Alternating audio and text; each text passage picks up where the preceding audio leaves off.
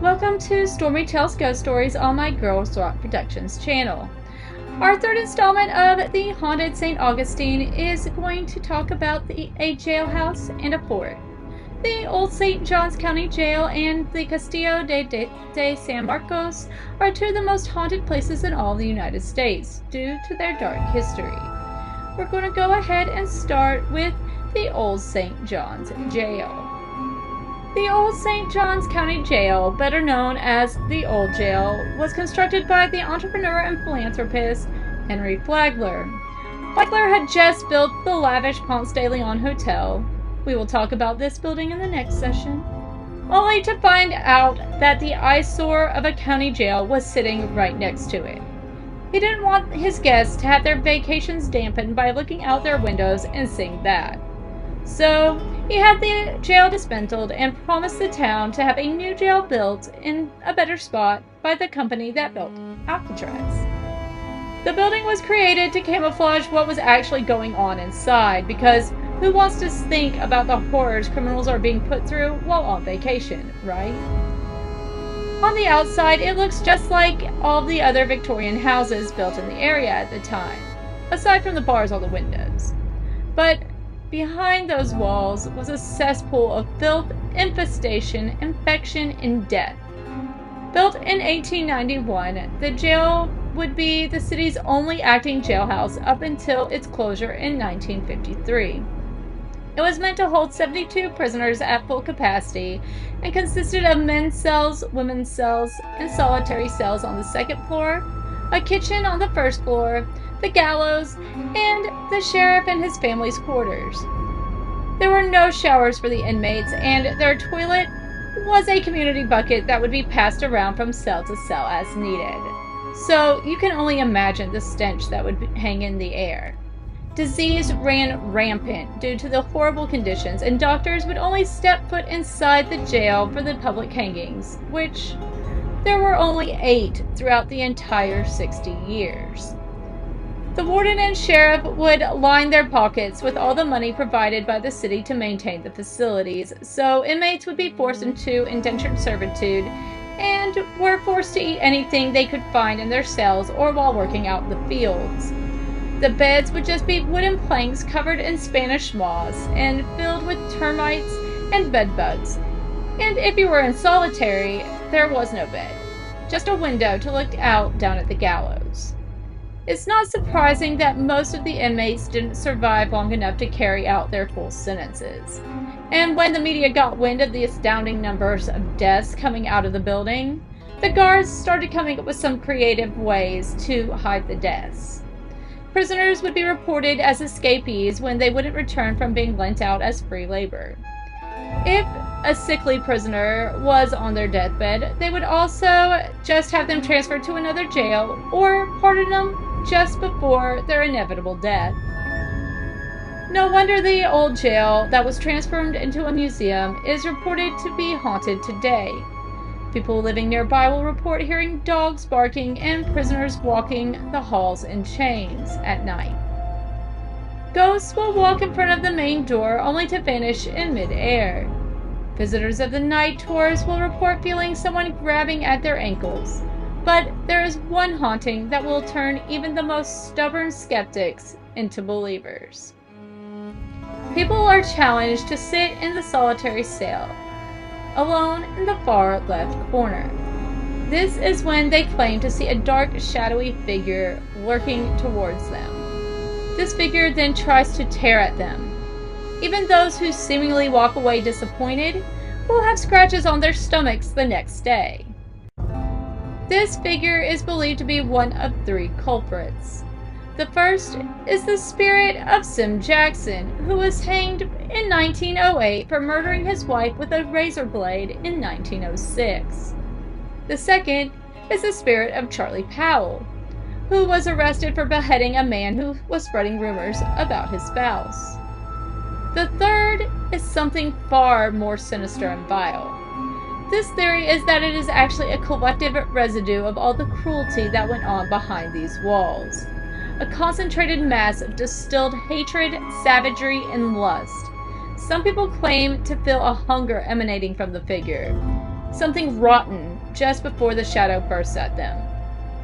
One person even claimed that it felt like something was trying to consume them. Now we're going to go ahead and move on to the oldest military fort in the continental U.S., the Castillo de San Marcos. The Castillo de San Marcos has a long, dark history, but built just a couple miles away from the Huguenot massacre of 1565, the fort was constructed after an ambush by pirates in 1668 killed 60 of the townspeople, despite a small wooden fort already in existence. This caused the colonists of St. Augustine to beg the Crown of Spain for funds and stonemasons to build a new, more formidable fort, this time out of a rare type of limestone known as coquina. Coquina is formed by the shells of coquina clams compounded over thousands of years and can only be found in certain areas around the world. The construction of the fort began in 1672 and would end in 1695. Many of the men would die during the construction of the fort from harsh labor conditions and extreme heat. The walls range from 12 to 19 feet wide and encase a massive courtyard for the people of St. Augustine to take refuge during attacks. Now, there were many sieges on the fort over the next 300 years. English forces led by James Moore would attack the fort in 1702, but the cannonballs would just bounce off of the walls. During this attack, about 1,500 town residents and soldiers were smushed into the fort for 2 months. Another siege would take place nearly 40 years later in 1740. This time, the British would stay for over 3 months in an attempt to starve the people inside the fort. It was led by the Georgia governor James Oglethorpe, and they would retreat after the campaign, but hundreds of people lost their lives during the surprise attack, and twice as many of the people died of cholera or starvation inside of the fort. After the 7 Years' War, the British were finally able to get their hands on Florida and St. Augustine. Spain would hand over the territory for the return of Havana, Cuba. During the Revolutionary War, the fort was used as a POW camp for hundreds of Washington's forces captured in Charleston. In 1779, the Spanish would wage another war against the British, winning back Florida during the Treaty of Paris, but it would be bought up by the United States in 1821, ceding the fort as part of the bargain. For the next 10 years, the most action the fort saw came from pirates. During the Seminole War, Chief Osceola was taken prisoner while attending a peace conference under the flag of truce. He was imprisoned in San Marcos. That same year, Uchi, chief of the Yuki band in Florida, was also taken prisoner. Both men were decapitated by Dr. Frederick Whedon, who kept their severed heads as a souvenir. In 1861, Florida seceded from the Union and joined the Confederacy. The fort was captured by the Union in 1862. For the rest of the history, the fort was used as a prison for Native Americans. Many of these prisoners were held in horrible conditions and died inside of San Marcos. Among these captives were Chief Whitehorse, Graybeard, and Howling Chief Howling Wolf. From 1886 to 1887, 491 Apaches were held prisoner at the fort. More than 1/3 of them would perish.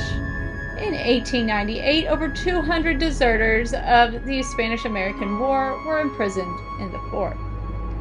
So hundreds of years of bloodshed and death inside the fort walls, and also the massacre, have led to a lot of restless spirits.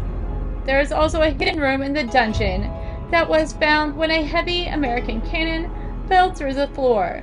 The discovery of the ashes, and even 2 skeletons, led many to believe that the secret room was used as a torture chamber during the Spanish Inquisition.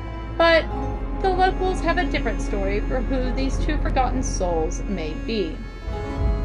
In 1779, after the Spanish had regained the control of St. Augustine, Colonel Garcia Marti and his beautiful young bride, Dolores, arrived in Castillo de San Marcos.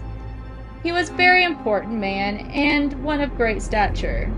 Being a tad bit older than his bride and very busy, he started to neglect her. He had a young assistant who was much closer in the age to Dolores, named Captain Abela. Abela was charming and full of life, causing Dolores to take notice of him. Now, Dolores was also known for her love of perfumes and would apply powerful scents to herself daily. It was said that she could be smelled from all ends of the fort, and everyone loved her uplifting scents, and it surely drew in the young Captain Abela. One evening, Colonel Marty smelled the strong smell of Dolores' perfume all over Abela. Marty became overcome by jealousy, and as the night proceeded and the soldiers left for their homes back in town, he let his envy get the best of him. Both Dolores and Abela were very well liked amongst the soldiers, so after not seeing them for several days, people began asking questions.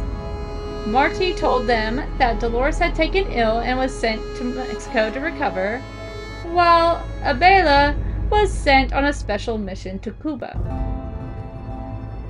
No one questioned the story, but many did find it odd. Years would pass, and business around the fort continued as usual.